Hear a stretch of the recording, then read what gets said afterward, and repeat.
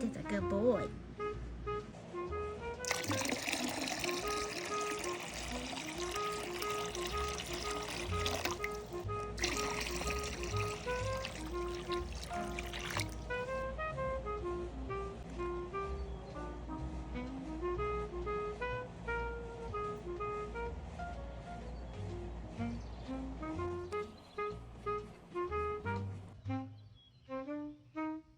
This fountain last year, it has a cute little Ferris wheel type thing, like a water wheel, and I never did use it because the fountain that I was going to put it in blew away in a storm. Probably won't wind up using the water wheel because I think it'll be too splashy, but I am going to put it in first. I'm just going to try to pop it on.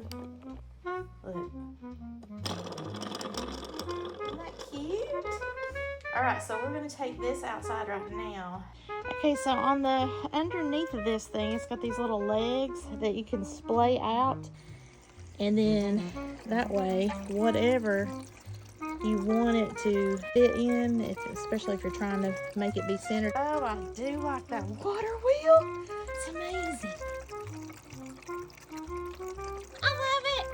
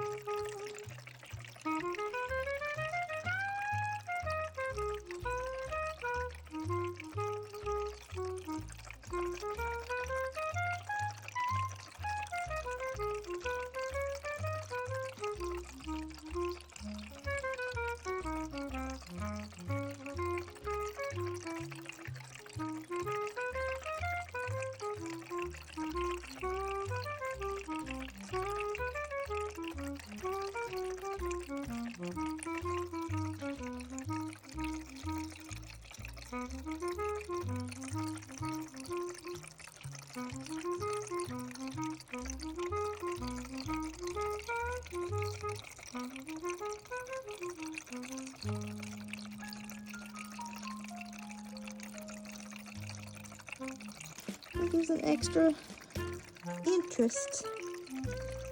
So we'll see how it goes for a while, and then tonight I'll see if it lights up. You can see some of the discoloration right there on the bottom, and that's where the algae had built up. It's actually done that ever since I got this. Past a certain point, even when you throw out the water and you replace the water.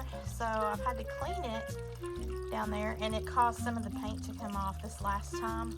So that's why I wanted to try the copper discs. I've tried to grow flowers in this little strip that's around this thing here, but it's not gotten past a certain point, even though you can see some sprouting. They're just some shade wildflower seeds. I don't even know what's in the mix. I'm not anticipating they'll do anything different this year, but until something sticks, maybe my zinnias will make up for that over there. So wish me luck. If you have any tips on how best to combat the algae in these little makeshift ponds or fountains, whatever you want to call them, let me know below in the comments. A sparkle-rific day, y'all. Bye.